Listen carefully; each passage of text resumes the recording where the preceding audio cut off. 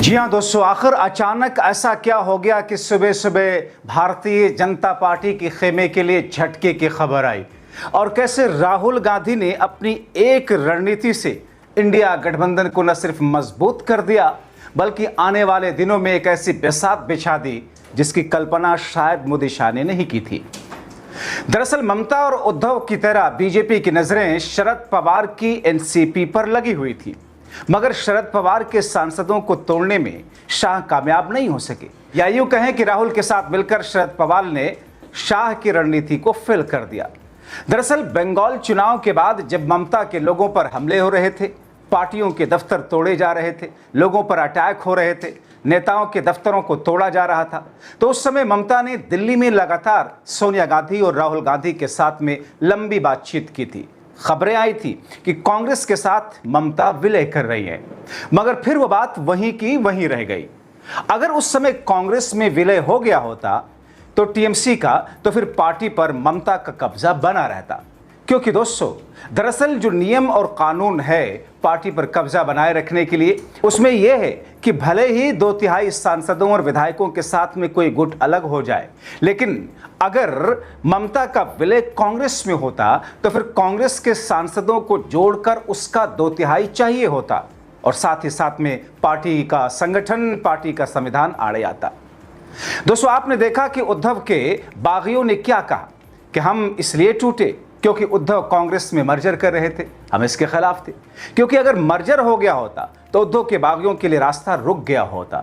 लेकिन दोस्तों मर्जर होने की बात तब आती जब उद्धव और कांग्रेस पार्टी दोनों एक दूसरे में मर्जन की बात कर रहे होते। हालांकि खबरें ऐसी आई थी, खुद उद्धव ठाकरे के सांसद संजय राउत की तरफ से इन बातों का जिक्र किया गया, जिस पर शरद पवार की पार्टी की तरफ से सपोर्ट भी किया गया, मगर दोस्तों वो बात उसी तरह रह गई।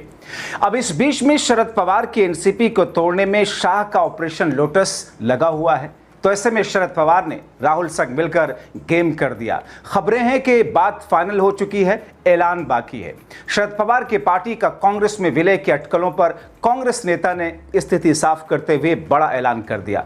महाराष्ट्र कांग्रेस के सीनियर नेता विजय वडेट्टीवार ने पुष्टि कर दी। उन्होंने कहा कि कांग्रेस और एनसीपी शरद पवार वाले गुट के बीच विलय को लेकर हाईकमान स्तर पर बातचीत आखिरी दौर में है। जो लोग कांग्रेस और शरद पवार के धर्मनिरपेक्ष विचारों में विश्वास रखते हैं, उनका हमारी पार्टी में स्वागत है।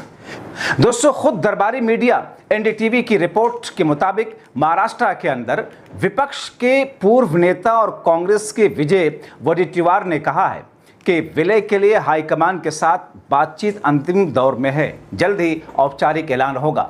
मतलब एक ऐसी रणनीति पर शरद पवार ने काम कर लिया जिसमें एक तीर से कई निशाने शरद पवार साध रहे हैं। कैसे, वो सब आपको विस्तार से आगे बताते हैं। दोस्तों आपको बताएं कि दरअसल शरद पवार ने 1999 में कांग्रेस से अलग होकर नेशनलिस्ट कांग्रेस पार्टी यानी कि एनसीपी बनाई। 2023 में शरद पवार के भतीजे अजित पवार ने भी उनकी एनसीपी को विभाजित करके वही काम किया। अजित पवार विधायकों के एक गुट को लेकर महाराष्ट्र में सत्ताधारी बीजेपी शिवसेना सरकार में शामिल हो गए। इससे क्षेत्रीय राजनीतिक पार्टी दो अलग अलग गुटों में बंट गई। अब दोस्तों कांग्रेस के साथ संभावित विलय की बातचीत ऐसे समय में हो रही है जब ममता बनर्जी, उद्धव ठाकरे जैसे क्षेत्रीय नेताओं को हाल ही में राजनीतिक झटके लगे। उनके सांसदों ने हाल में ही अपनी मूल पार्टियों को छोड़कर अलग समूह बनाने का फैसला किया है। सूत्रों के मुताबिक नई दिल्ली में वरिष्ठ नेतृत्व स्तर पर शरद पवार के नेतृत्व वाली एनसीपी के कांग्रेस के साथ विलय पर चर्चा अंतिम दौर में है, सकारात्मक रूप से आगे बढ़ चुकी है। सूत्र कहते हैं कि विलय को लेकर राहुल गांधी ने मंजूरी दे दी है, मगर इस बीच में शरद पवार का एनसीपी के नेताओं की राय क्या है, पहले वो आपको बता देते हैं। दोस्तों मुझे मेरे सूत्र बता रहे हैं कि कांग्रेस नेतृत्व ने एनसीपी यानी कि शरद पवार गुट के उन विधायकों और सांसदों के लिए हरी झंडी दे दी जो कांग्रेस में शामिल होने के इच्छुक है। सूत्रों के मुताबिक 85 साल के शरद पवार और उनकी पार्टी अपने राजनीतिक भविष्य को लेकर दो अलग अलग विचारधाराओं का सामना कर रही है। कहा जाता है कि पार्टी का एक धड़ा नेशनल डेमोक्रेटिक अलायंस यानी एनडीए में शामिल होने के पक्ष में है। उनका तर्क है कि पार्टी की संसदीय ताकत उसे एनडीए के सहयोगी के तौर पर जगह दिलाने में मदद कर सकती है। अब इस बीच में आपको तस्वीर का दूसरा रुख थोड़ा और विस्तार से बताता हूं। शरद पवार के खेमे के कुछ नेताओं का मानना है कि विपक्ष में रहने के कारण राज्य और केंद्र दोनों स्तरों पर विकास कार्यों और निर्वाचन क्षेत्रों से जुड़े मुद्दों का समाधान करना मुश्किल है। ऐसा भी कहा जा रहा है कि अगर एनसीपी के दोनों गुटों का पुनर्विलन होता है तो अजीत पवार एनडीए के साथ बने रहने के पक्ष में तो पहले से थे, क्योंकि वो पहले से ही इस गठबंधन का हिस्सा थे। हालांकि उनकी मौत के बाद फिर से एक होने की संभावना कम हो गई, लेकिन पार्टी का ये धड़ा मानता है कि एनडीए में अलग से शामिल होने में कोई रुकावट नहीं होगी। वहीं पार्टी का एक दूसरा गुट कांग्रेस के साथ विलय करने के पक्ष में बात कर रहा है। अब दोस्तों, शरद पवार के लिए और उनकी बेटी सुप्रिया सुले के लिए कांग्रेस में विलय करना फायदे का ही सौदा है, क्योंकि अगर वो एनडीए में गए, भाजपा में विलय किया, तो वो पहले से अजीत वाला गुट वहां पर मौजूद है, और उसे अगर छोड़ भी दिया जाए तो फिर सुप्रिया के लिए वहां घाटे वाला सौदा है। जाहिर तौर पर शरद पवार दरअसल अपनी बेटी सुप्रिया सुले को लेकर के काफी चिंतित हैं और उनके भविष्य को सिक्योर करना चाहते हैं। शरद पवार अपने राजनीतिक तजुर्बे की बुनियाद पर यह जानते, समझते और मानते हैं कि सुप्रिया सुले का भविष्य एनडीए में नहीं, बीजेपी के साथ नहीं, बल्कि कांग्रेस राहुल गांधी के इंडिया गठबंधन के साथ में है। क्योंकि यहां पर अगर सुप्रिया सुले होंगी तो कांग्रेस पार्टी की तरफ से उनकी पार्टी को तोड़े जाने या फिर उनकी पार्टी अगर मर्ज भी कर जाती है कांग्रेस पार्टी के अंदर, तो फिर सुप्रिया सुले के लिए कोई मुश्किल नहीं होगी। लेकिन भारतीय जनता पार्टी का ट्रैक रिकॉर्ड ये रहा है कि बीजेपी अपने सहयोगियों की उंगली पकड़ करके चलती तो है राज्यों में, जैसे ही वो मजबूत होती है वैसे ही साथ झटक देती है या फिर हाशिए पर फेंक देती है या फिर उसकी पार्टी को तोड़कर अपने साथ मिला लेती है। ऐसे कई सारे उदाहरण हमने देखे हैं। हाल में दोस्तों आपने देखा कि नीतीश कुमार के साथ में एनडीए ने, भारतीय जनता पार्टी ने क्या किया है। नीतीश कुमार को किस तौर पर बिहार से उठा करके मुख्यमंत्री की कुर्सी से उतारकर दिल्ली ला करके राज्यसभा का मेंबर बना दिया। आप देखें, सबसे पुरानी पार्टी थी बाला साहब ठाकरे की शिवसेना, मगर शिवसेना के उद्धव गुट वाली शिवसेना के साथ में भारतीय जनता पार्टी ने क्या हश्र किया। और ऐसी स्थिति में तीसरी सबसे बड़ी पुरानी सहयोगी पार्टी थी अकाली दल। अकाली दल के साथ में भारतीय जनता पार्टी ने क्या किया। इन तमाम स्थितियों और परिस्थितियों को देखते हुए शरद पवार दरअसल अपनी बेटी सुप्रिया सुले का भविष्य सुरक्षित रखना चाहते हैं, क्योंकि वो जानते हैं कि 85 वर्ष के हो चुके हैं। अगले 5 वर्षों के बाद में राजनीतिक तौर पर वो किस स्थिति में होंगे या फिर जिंदगी और मौत का किसी को कोई भरोसा तो होता नहीं है।